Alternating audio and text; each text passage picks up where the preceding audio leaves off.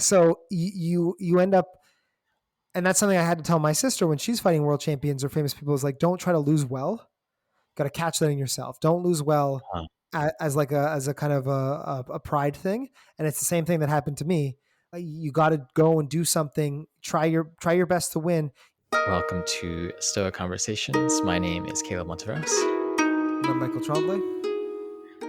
And today we're going to be talking about something a little different, I suppose. We're going to be talking through a Brazilian Jiu-Jitsu competition I signed up for and competed in last month. So that would be in the end of July. So before we dive into that, we should say a little bit about what this is for some of you who are unfamiliar. And then, of course, talk a little bit about why we're talking about it.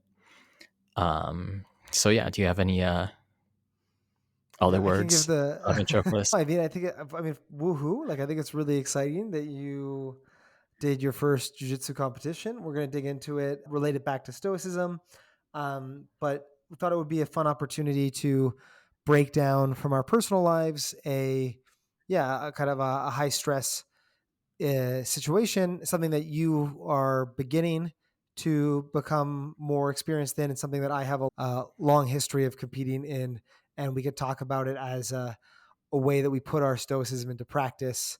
I thought, yeah, it's a fun topic.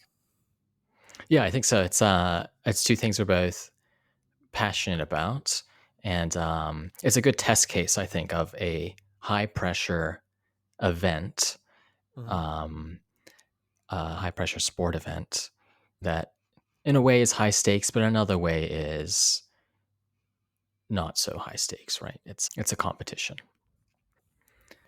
It'll probably be especially interesting for those of you who are interested in martial arts, but I think the thinking will probably, some of these topics will generalize, and I think it's worth thinking through like what sorts of these things we'll talk about, generalized to sport, but also, of course, professionally and in other contexts as well. Yeah. If you're not into martial arts, the question is the topic is applying stoicism to high stressful situations. Uh, and this is the test case. This is the example, but that is something that is abstractable to anybody's life. Absolutely. Yeah, yeah. So then, but by way of background, so I've been doing Brazilian Jiu-Jitsu, this sort of art of grappling, I suppose, for I usually say for about a year. The longer story is I've been doing it for 6 months, the last 6 months, and I'm 31 right now. And when I was 22, 23, I hopped around and trained in a few other gyms in the Bay Area. So totals out to probably a little bit more than a year, depending on how much you count those years previously. So that's my experience with the art. So I'm a literally white belt, I should say. But Michael's the resident expert here. So you want to say a bit about your background for those who don't know? Yeah. So, I mean, so I've been doing jiu-jitsu seriously since I was probably 14. I'm 32 now.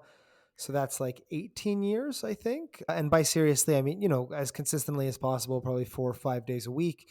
I'm a second degree black belt, which just you get your degrees after a certain amount of time at black belts. It took me around 10 years, trained seriously to get my black belt. I was at 24, and I'm 32 now, so I've been a black belt for 8 years. So I'm second degree. I'll get my third degree next year. I've also competed extensively, so competed a lot locally, competed internationally. I've competed in Abu Dhabi, at the World Championships in California as well. I've done a professional MMA fight and a number of amateur MMA fights, and I was a varsity wrestler. So there's a long history of Hmm. grappling martial arts experience that comes from my dad, who runs a jiu-jitsu school, a mixed martial arts school that focuses mostly on jiu-jitsu now.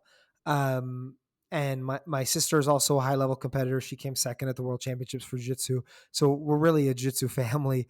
So it's something I grew up in. So that's kind of my, outside of stoicism, that's definitely the thing that I am the most interested in, and I would say good at. And so it's really fun to see you, Caleb, digging into it and building this skill. Should I say a quick thing about what jiu-jitsu is, like how for Yeah, those yeah. that Maybe we haven't should. trained? Yeah, yeah. Yeah, so I typically talk about martial arts, and Caleb, you know all this, but this is for people listening.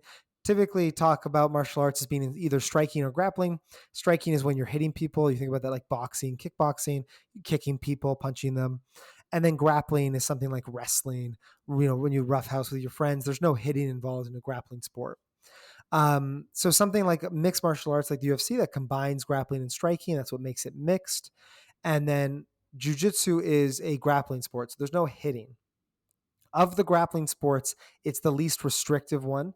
So I typically, I talk about in terms of what restrictiveness, in terms of what is and is not allowed. So you think of boxing, it's a very restrictive striking sport because you can only punch. You can't kick, you can't knee. That's just an arbitrary rule. Obviously, those are viable ways of striking. Boxing decided it's not allowed. And so in wrestling, for example, that's a grappling sport, no hitting in wrestling. But in wrestling, you can't choke people.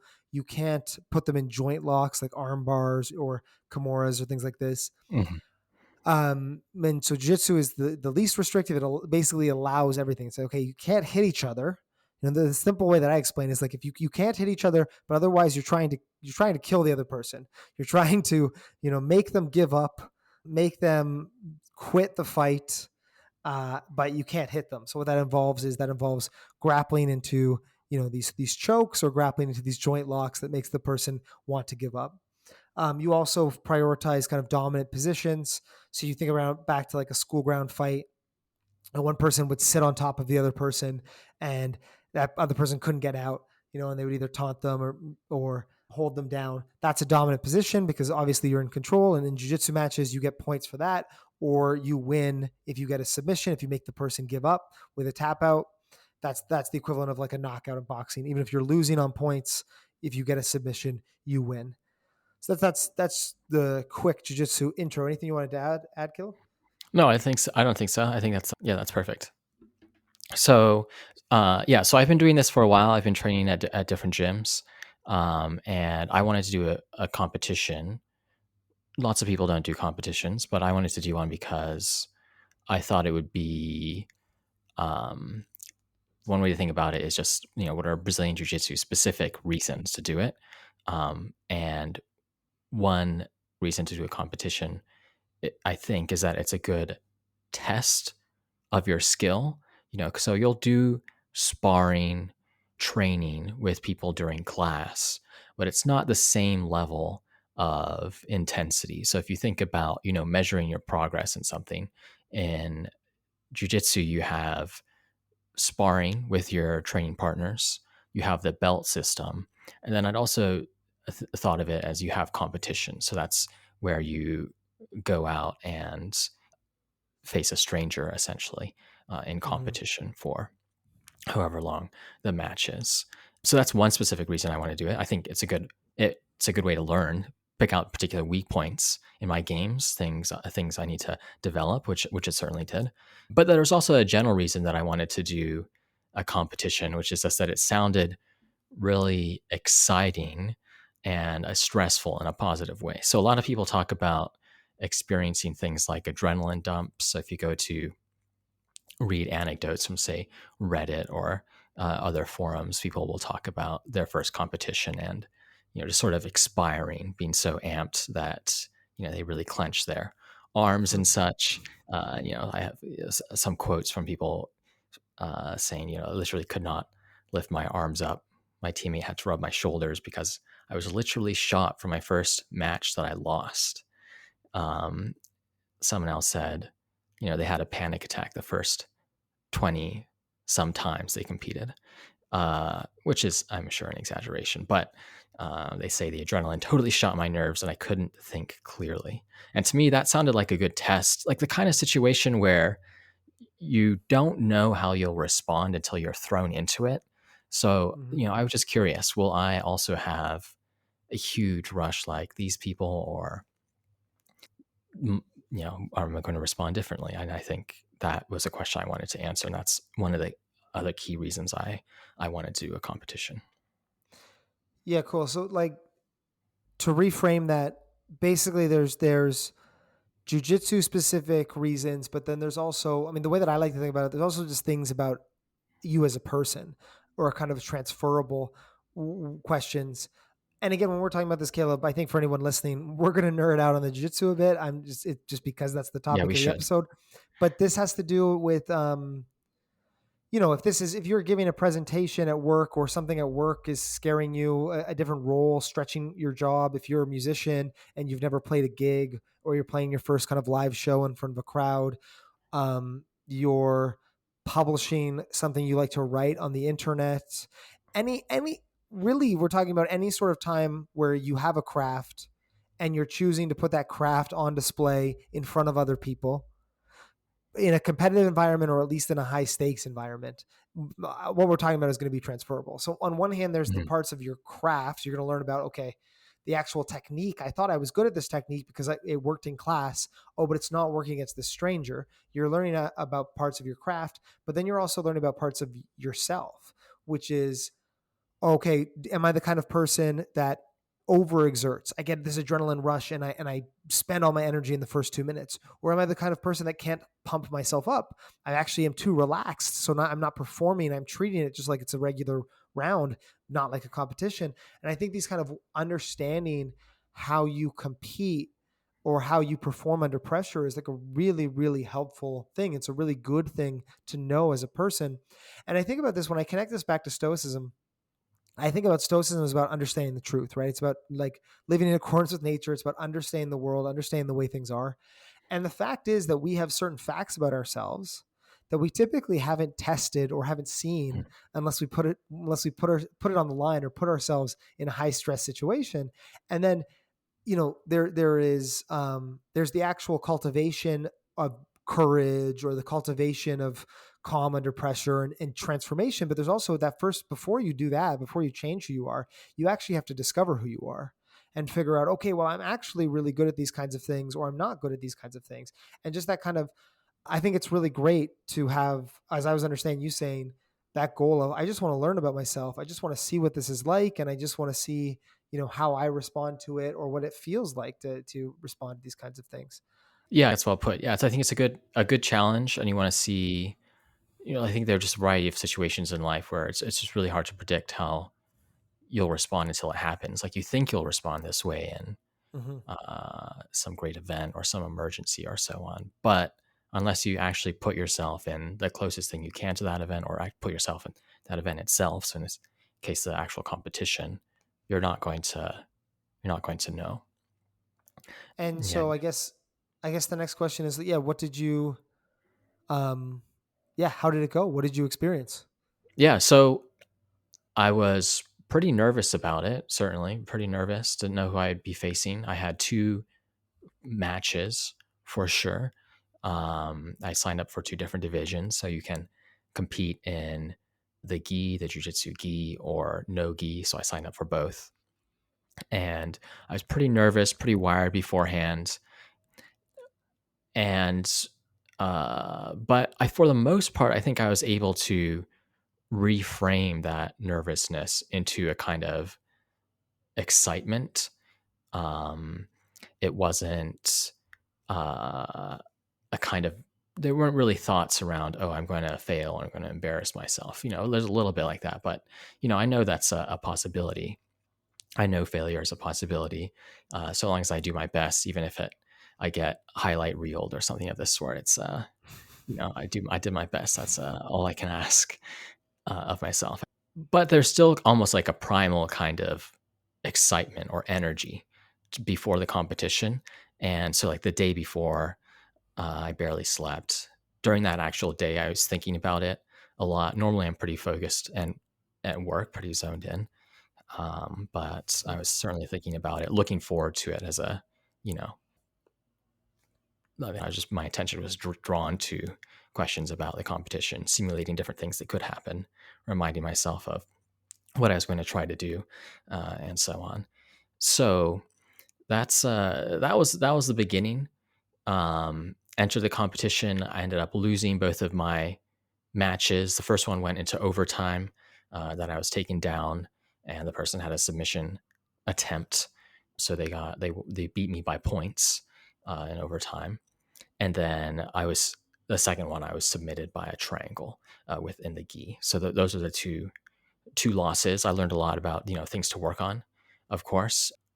I The first match, I was very wired. I didn't have an adrenaline dump. These other people, they talk about uh, getting so wired that they put 100% into every single grip, clench everything, and so on, and then can't lift their arms and so on. During the competition, I walked by a number of people who, after their competition, basically just rolled over and were laying there on the ground. I'm sure you've seen that too.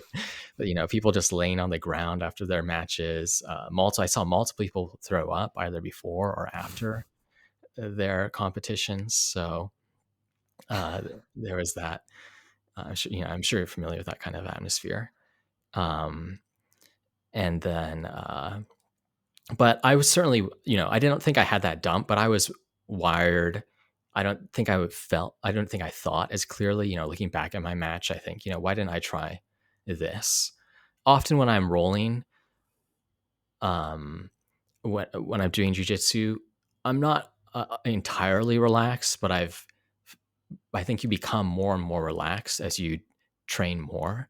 Um, and I remember a specific moment where I felt relaxed in that match, but through the rest of it, I was still pretty wired, I think. And in that moment, it really felt like I was just trying to force a few strategies, Mhm. which were reasonable things to do. But given that I didn't have I was basically had the person in what's called close guard, tried a few different attacks from there. Uh, those worked out well enough. And I think as I think back on that match, there were some openings there for other things I could have tried. But instead, I, saw those openings and took them a different direction every time. Mhm. Um, and Yeah, so I think when I do it again, if I would like to be sort of find that balance between intensity Mhm. and feeling more mentally relaxed, such that I can think more creatively about what I ought to be doing strategically. Anyway, so that's just some notes on the first match. Any Well, there's a lot reflection? to dig. Yeah, there's a lot to dig into there, right there.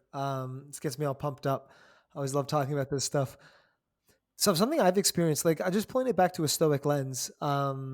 Something I've experienced and something I've wrestled with in Stoicism is, Stoicism teaches us that we have these kind of physiological responses based on our value judgments.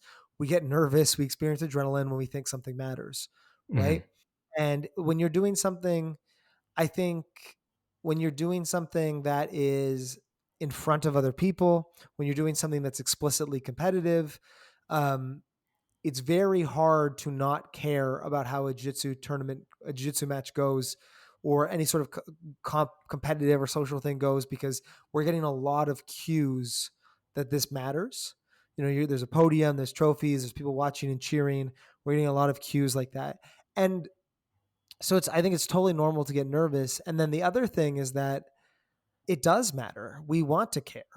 And so one thing I've struggled in my own jiu-jitsu, and it sounds like you're struggling in the same thing, is that, okay, well, if I think my life depends on doing well, I'm going to get really nervous and I'm going to throw up before my match and I'm going to gas out. Okay, but if I say, well, virtue is the only thing that matters, how I perform doesn't matter, I'm probably going to underperform. Or not, it's not how I it's Hmm. maybe there's a virtue in competing well, but if I say something like, oh, this is just a collection of people cheering over an arbitrary game, if you start doing that kind of thing, you kind of work your way out of any sort of excitement. So one thing in my Stoic practice is I've struggled. Stoicism's helped me a lot deal with the extreme nerves, but I've struggled to also find that middle ground. Whenever you're doing something where you're just like, I want to care about this, I want to do well, and when I care, I get nervous and I Hmm. experience this adrenaline and this lack of focus. I mean, maybe more focus in a more focus in Yeah, a it's small interesting. range, but Yeah. not a kind of free form creativity as you were discussing. But how do I get the right amount of that, not too much, not too little, is something that I've struggled with in my Stoic practice. And the way you perfect that is by doing it, right? Like you just did. Mhm. But it sounds like you were experiencing that same kind of thing. It's like trying to find that middle ground, right? Yeah, I think so. I think one piece of advice I saw is to come into a match just assuming you're going to lose and assuming you're going to try stuff and you're going to fail. which I think probably is not bad advice for first timers, Hmm. just because there are so many things pushing you in the other direction. You have people shouting, you have your ego involved. It's one against one. If you lose, it's in a real sense entirely on your own performance. In Hmm. addition to this sort of, I think, almost like primitive energy where you're in combat with another person, right? You're circling each other, just like in the stories of old. And then I think there's some physiological, probably novel physiological responses to that if you haven't been in many fights or similar types of competition. Um, so, I mean, that might be decent advice for first timers. And there's, of course, the connection to the Stoic idea of premeditatio malorum, just imagining that you lose, imagining that you fail or what have you, which I think is useful. And I did do that a number of times. I didn't fully adopt the mindset that I'm going to lose. So I didn't go the whole way with it. Though I could see why some people, if they internalize that mindset in a way, might find it almost more freeing. And because they've never done it before, they'll get energy from the intensity of the event anyway. Where longer term, I suspect that strategy might not work, but at least for the first time, it seems like reasonable advice. What do you think? Yeah, the advice I always give people, and I should take this own advice in the rest of my life because I give it in jiu-jitsu, but I don't think I'd give it to myself in other ones.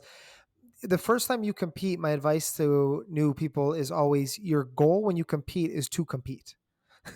Your goal is to not withdraw your name from the bracket or make up an excuse to not do it. Your goal is just to go and do it. And once you've done it, you will then discover how you compete, and then that will emerge a set of new goals that are actually based in like information. Okay, Hmm. I got too nervous. My goal next time is to be less nervous. Okay, I was physically very tuned in, but my strategy was terrible. My goal next time is to have better strategy. I felt really relaxed in the morning, so I had a huge breakfast, and then I got really sick because I ate too much. Right. Yeah. Like Yeah. so it's like, or I was too nervous, so I didn't eat anything. So my goal next time is to like force myself to have that granola bar no matter what. Sure. And so the idea is it's just giving yourself permission to lose as a mechanism. Lose, perform under expectations, because it's not always jiu-jitsu. Like, I want to keep the conversation a little bit broader, but giving yourself permission to not do perfectly as a mechanism by which to get valuable information that can then provide valuable, actionable, short-term goals that will lead to actual better performance. Because what typically for me the biggest risk is actually you don't do the scary thing, you don't put Mhm. yourself on the line. Going and losing comparatively, or going and playing a show and not doing well, or writing something that's not well received, that is actually a much smaller risk because you're getting information, and once you have information you can improve. So that for me is like, you got to expose yourself. I mean, to use Nassim Taleb idea, you got to put your skin in the game essentially, to pay attention to feedback and to improve further. So that is the first goal for me. It's just like getting the courage to have skin in the game. In terms of visualizing yourself losing, I think the memento mori thing, or not memento mori, but Yeah. premeditatio malorum of memento mori would be a bit dark, Yeah. Yeah. Yeah. You could do it. if things go really wrong, I could Yeah. You die. got a tap, bro. Yeah, exactly. But premeditation of evil, I think it's good to like psychologically accept that bad things can happen. But I think part of competition is also, I mean, I'm getting myself all pumped up just talking about this. I can feel it. Part of competition is the beauty of competition is actually saying, I'm going to genuinely try.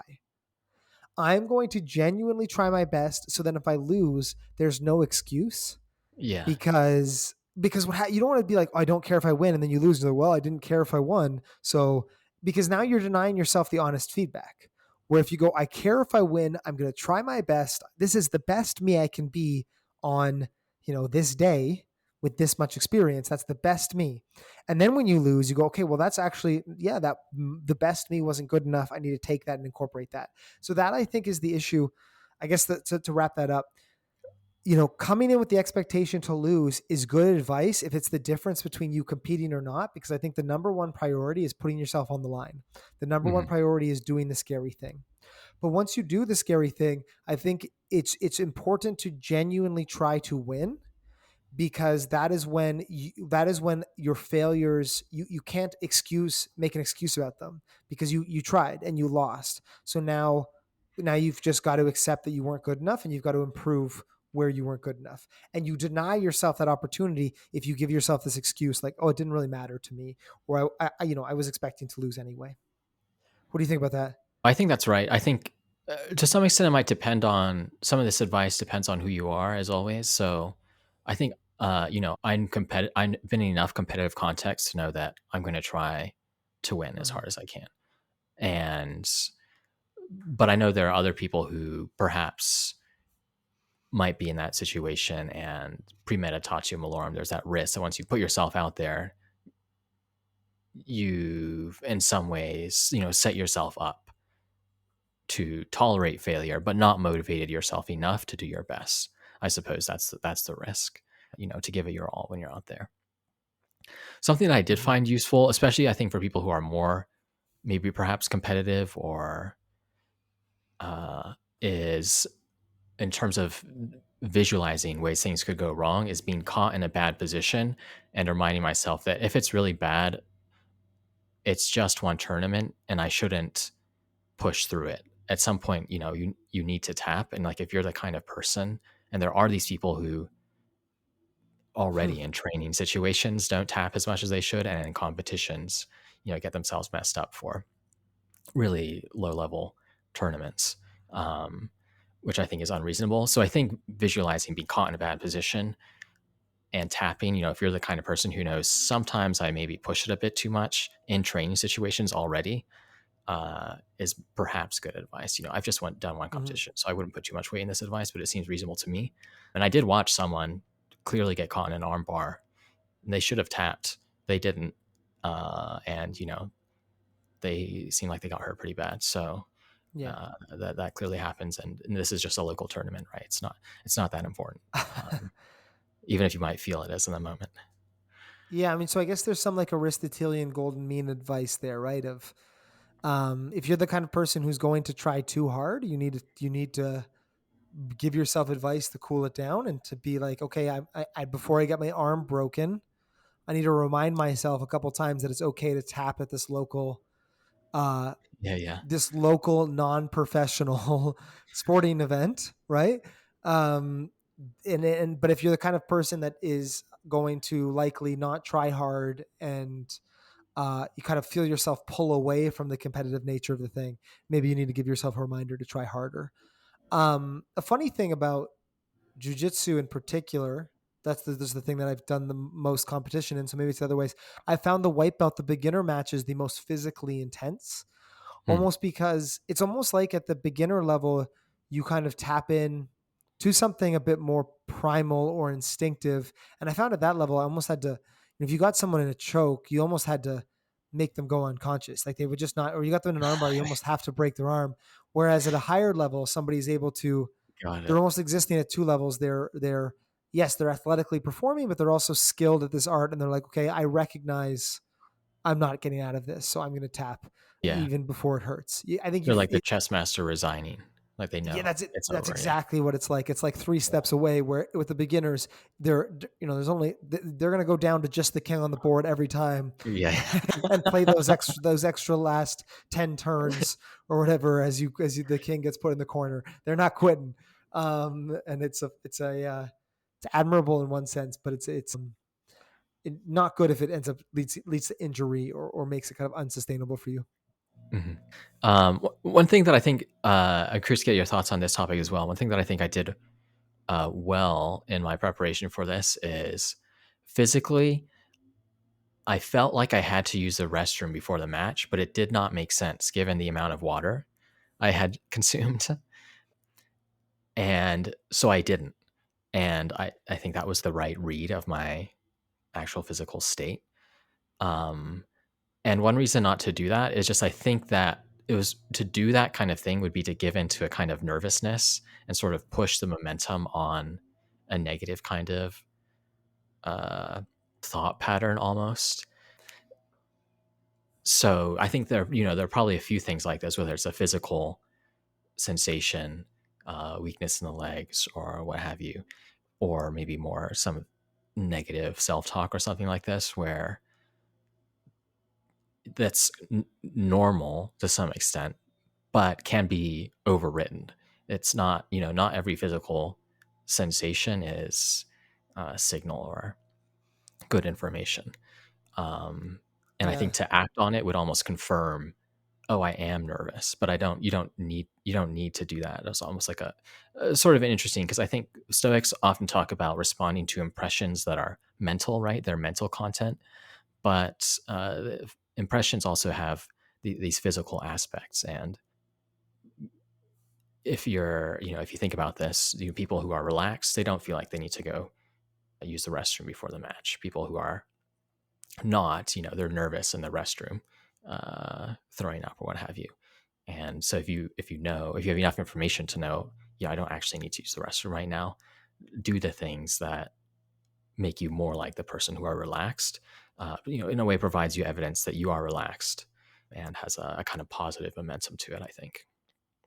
Yeah, I think that's an interesting example. I mean, I will confess I have never not gone to the bathroom when I feel like I need to pee. So I will often go to the bathroom many times before a match, a ridiculous number of times, an unnecessary amount of time. So maybe I will put this into practice next time. It never occurred to me.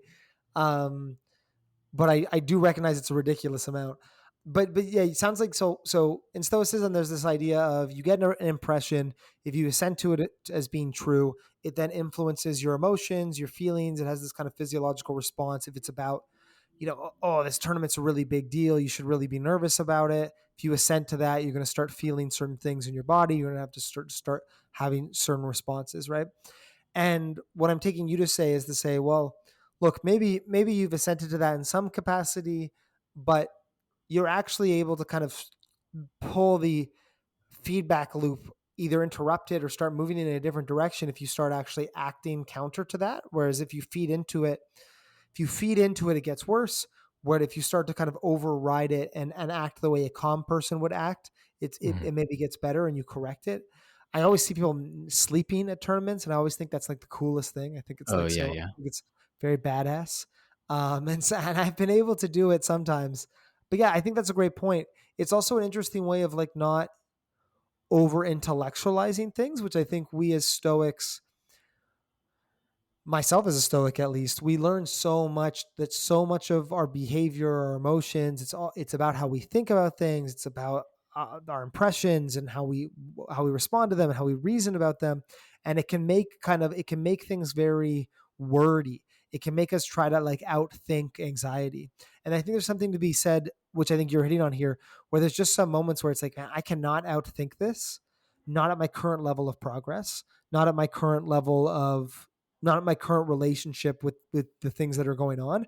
I'm just going to be nervous, and it's like maybe I can't think my way out of it, but I can act a certain way that can start to actually have a calming effect. That's what I think of when you say what you're saying is Mhm. like get yourself out of your head, start acting the way a calm person would act, and that can have a bit of a better effect.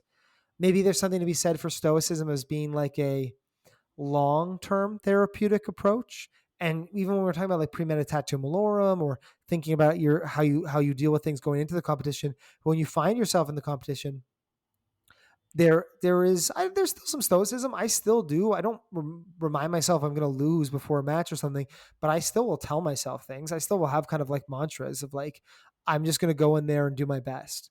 Like I'm just going to go in there and perform to the best of my ability today. And I find those kinds of things calming. I find they direct my attention, but I guess there's also this physical or action part that you're adding to it too. Yeah, I think so. I think that's right. And I suppose if you want to dive more into the stoicism side, what Stoics would say, ultimately we make decisions, and some of those decisions concern, how we think, how we talk to ourselves, but others concern, of course, just how we our next action in response to different physical stimuli, Yeah. which is just a fancy way of saying, ultimately, I think the Stoics see things as unified. And although a lot of our focus is on the verbal, because we express knowledge in symbols, words, and so on, ultimately the physical and the intellectual are the same for the Stoics, and I think in a deep way. Hmm. Yeah, there's Um, that relationship there. yeah. Uh, I don't know if this is something you've thought about as much, but I think there is a sense in which some of these experiences I've noticed around soccer or deeper type meditation experiences do become more difficult to describe in words. So, an example of this for this competition is like the nervousness, the energy surrounding the competition. To me, feels like it zooms in, focuses on a specific point, and I found it helpful to do like view from above type exercises or remind myself of different mantras that life is opinion, universe is transformation. I think that's one of my favorite mantras Hmm. that reminds myself of a larger perspective and sort of helps me not zoom in so much Hmm. to a specific focal point where you almost feel, and there's just something that valuable with that amount of focus, but it almost feels a little bit too intense or too hard, kind of fragile in a way. But it's the kind of thing that's I think a little bit difficult for me to describe. I'm not sure if I've captured properly where these ideas of view from above is useful, gestures at it in the right way, but um, if, it might not resonate with everyone. What do you think? I mean, I get what you mean. I think anybody gets what you mean if you think about people listening. Think about the last time you've done something that was really stressful. That was some sort of like specific event, a talk, a competition, a presentation. There is this kind of zooming in. And what I was thinking of when you were saying was that, Epictetus, an Epictetan approach to competition, maybe an Aurelian approach to competition, because Epictetus's approach, focus on what's up to you, the dichotomy of control, is zooming in. It's just Yeah. zooming in well. Don't zoom in on the wrong thing. Narrow your scope of attention to the correct things. Don't say, "Oh, I don't like this referee," or "Oh, the opponent was kind of rude to me before the match. What kind of rude guy is this? How am I going to deal with that?" Instead of something like this, keep yourself focused on how you're going to compete.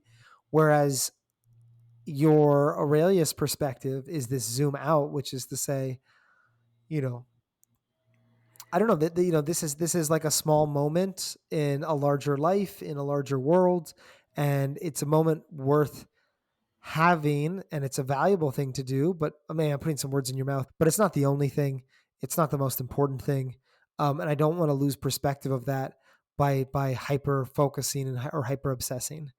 Um, and I just think there was this interesting contrast with the Epictetus approach, which is to like almost lean into the zoom in, but just nail it, do it correctly. Yeah, you're right. That is an interesting contrast. I think in a way you're always trying to capture both of those approaches, but it's probably much easier to start with one rather than one reason why I love that maxim so much from Aurelius, life is opinion, the universe is transformation, is that it does get at, or at least reminds one of both of those things. Life is opinion. That means focus on judgment, focus on forming accurate judgment, think well. The universe is transformation. That reminds you of that larger Mhm. perspective, the flux of things, the impermanence of things. But I think you're right that I think you can remind yourself initially. I think it's useful to, if you find yourself zooming in, maybe one strategy is zoom in on the right things. Another strategy is see if you can zoom out a little bit, get a larger perspective. Yeah, and one thing about Stoicism to these stressful events that I want to apply is that I argued before that like what matters is doing these things because these things provide really valuable information for self improvement, either within your craft, your career, your hobby, or as a person.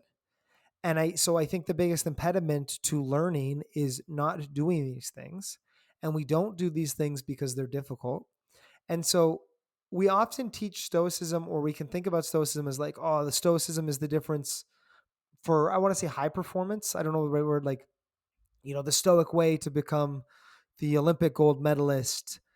But if you can use Stoicism, and this is the thing I try to do in my own life, if you can use Stoicism just to compete, just to do the scary thing, um, that is going to have such major benefits to your life. So I guess there is stoicism for performance in the moment, and then there's Mhm. stoicism to just doing the thing, because you didn't need to compete. Nobody would have judged you. You don't have any reputation around it. It's not part of your identity at all. So you just like chose to do a scary thing. And I think there's something about stoicism there about encouraging that and giving us tools to do that. You noticed it was affecting your work, it was affecting your attention. It's stressful. And there's something very, if stoicism can even just teach you to do the scary things, to put yourself on the line, to put yourself in these kind of moments, that is a huge benefit to a life. I think it's something really worth cultivating. Yeah, there's that there's that Epictetus quote, which is, do you want to be a wrestler, an Olympic wrestler? Do the things a wrestler does, and a lot of those things are pretty boring. You know, Hmm. exercise, diet, um, and so on. So you can do the things the wrestler does, whether they're stressful or not, and those are almost things you just need to tick off. Am I eating the right things? Training the proper amount? Do I do the competition? Um, that's the first step, and then you can think of there are all these questions about now when you're performing. How do you manage the stress of that event? But both are integral. There's that simple phrase of just show up.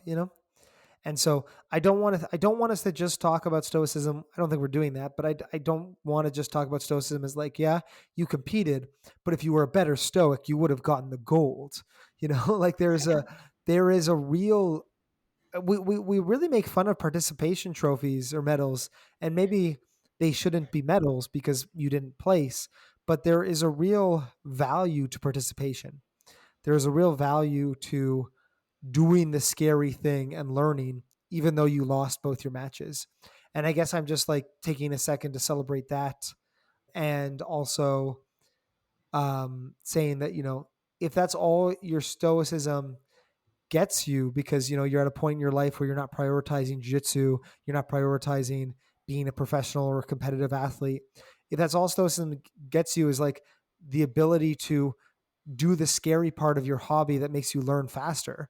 That's a beautiful thing. And I just am celebrating that regardless of the result of the tournament, which is not the same thing as being okay with losing. I think you also still want to go in there and try to win and try to genuinely compete, which is, you said, you don't have an issue with, but there is also this beauty in yeah, learning and participating.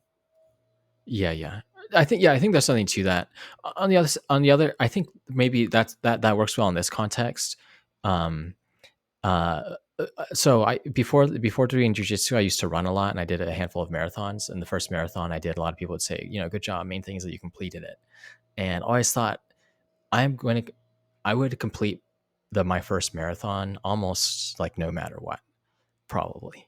Like I would knew that I would probably injure myself to complete my first marathon if I had to. Like, there's no way I'm not going to finish it. So, in some ways, I always thought that was somewhat obnoxious. But there is still something. I think probably it depends, like on who you are, perhaps. And I think probably the martial arts case is more challenging for me, and it's a little, in a sense, more optional. Whether you compete or not. Uh, Yeah. Also, maybe you just but don't find competitions as scary as I do. Like no. it's just not a fun thing. It's a fun thing after, but it's like it's not an easy thing. It's a Oh, yeah, stressful yeah, weekend. that's true. I think competition I felt was both stressful and fun. Mhm. Yeah, so maybe that's just a different point. I think differently about running, which is also stressful and fun. But I mean, maybe perhaps I'm just less excited about the fact that I did it. But I Yeah. don't know. It depends. Like my father's done marathons. Maybe if the first marathon. ever, first generational marathon runner or something like this, then it'd be a different matter. Less around. um, I think there's also something about, maybe I'm wrong about this. I don't know if running a marathon is that different than practice, Sure, whereas sure. maybe Yeah. jujitsu competition is a lot different. Martial arts No, yeah, competition, that's a great point. one on one. There's also this idea in jiu-jitsu where you're like breaking the other person's ego. Like it's two of you and one of you is going to leave embarrassed and have lost. Uh, It's just like it's very. That was something I really struggled with, was like not feeling bad beating another person when I first started competing. To be like, oh man, I'm sorry, because I feel sad when I lose, so I'm making you feel sad. There's something to that I think makes it a bit different than running. Although, I mean, don't I might be wrong. I haven't ever done a race. no, you're right. Yeah, I think you're right. I think races are different, and they have some similar issues, really. That a little bit of adrenaline at the front might cause you to expire, especially for longer races. So that might be a novel kind of challenge. But the degree of difference, I think, is significantly larger between practice and competition in the martial arts case. Yeah, that's exactly right. Mhm. Um,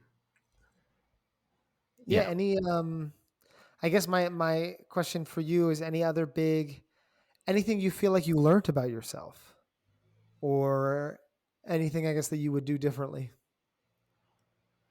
Well, so I didn't talk my maybe I could talk a little bit more about my second match, Yeah, which sure. is so one thing that was interesting about my second match is that the person cornering me knew the other competitor and mentioned that this person had trained longer.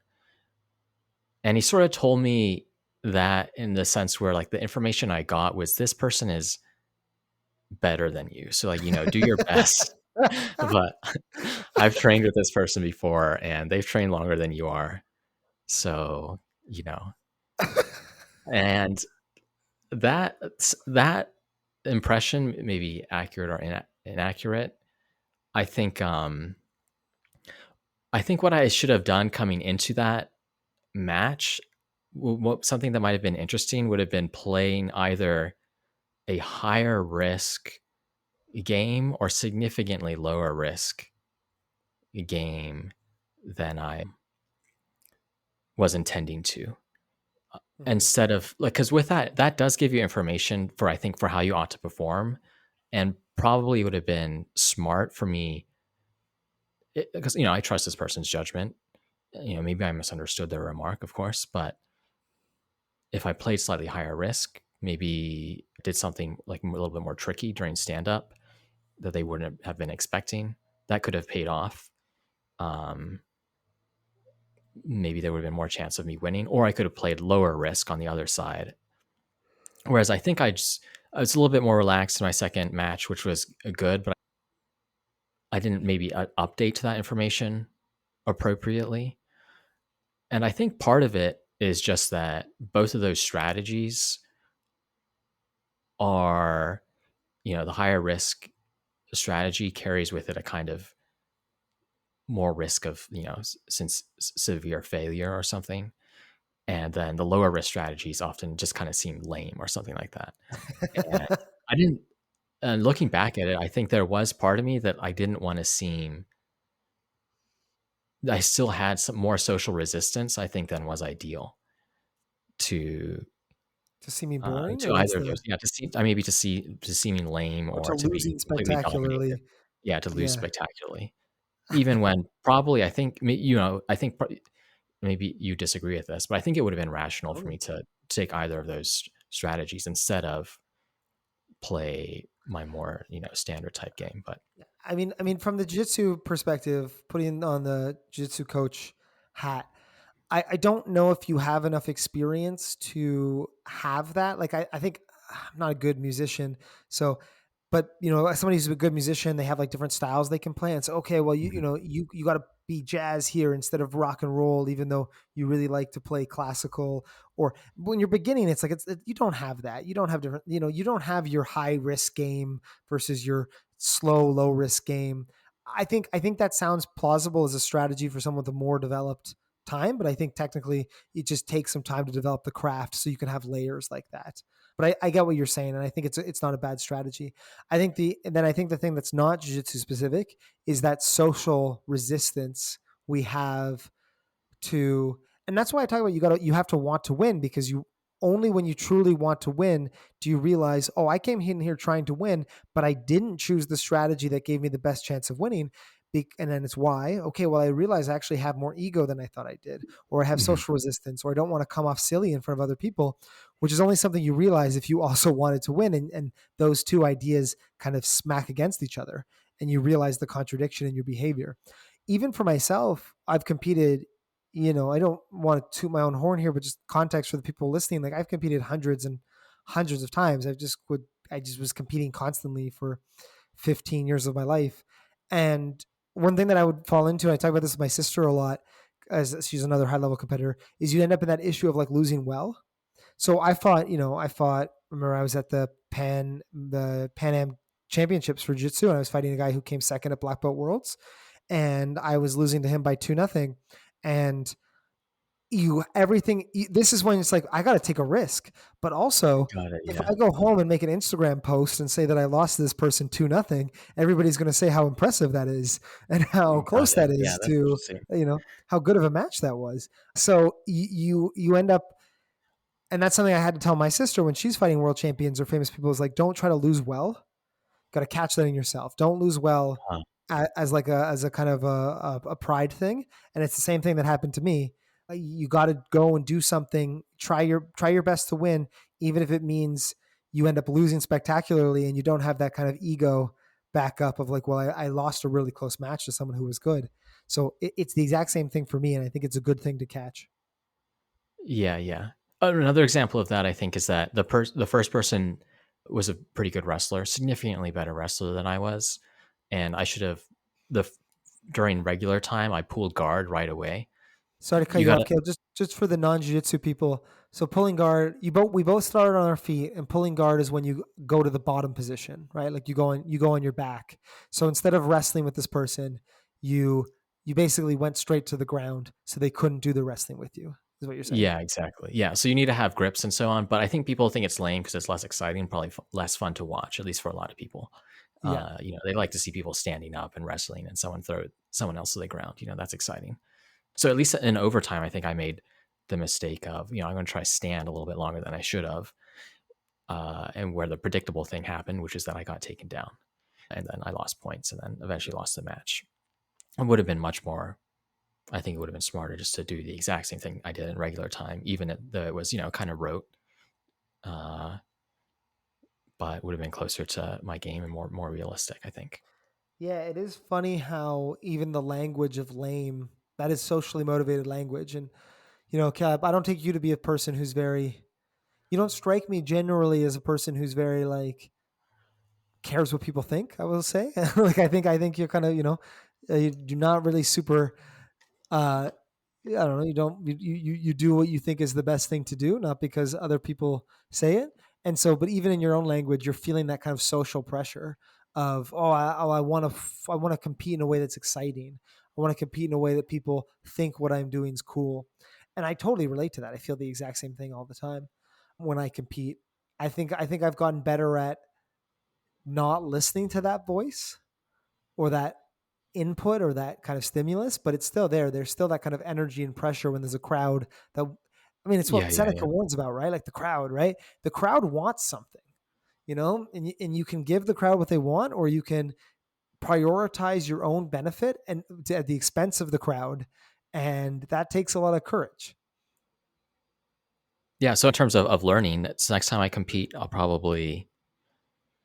need to think more about how to do this. But I think if there's some way I can be more relaxed such that I can be more creative, I think that'd be useful. And then, I'll think more about, uh, if I decide next time I compete that it's advantageous just for me to pull a guard right away, to do that every single time without fail.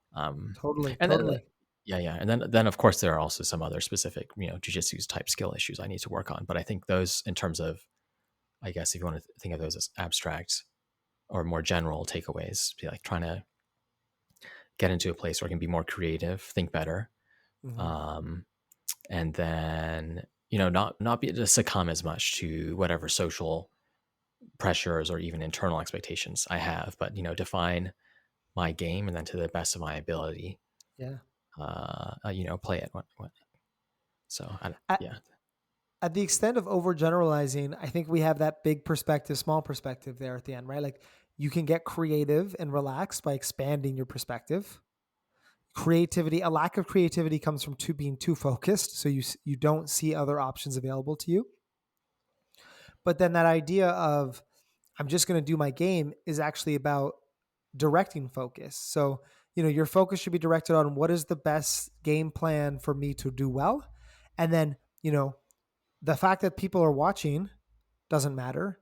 The fact that, this person, this person did a move or they seem scary or good at this thing, that doesn't matter. It's like you got to keep focused on the game plan. So there's like almost one aspect is expanding focus and one aspect is constricting focus, which is kind of cool. It's cool to have to do that both at the same time, and that's a skill. That's what Stoicism is about, in my view, is like making good use of impressions under pressure, right? Hmm. Yep. Yeah, that's well put. Awesome. Cool, fun to talk Nice. about, Yeah, and that was fun. congratulations. All right. Thanks, Michael.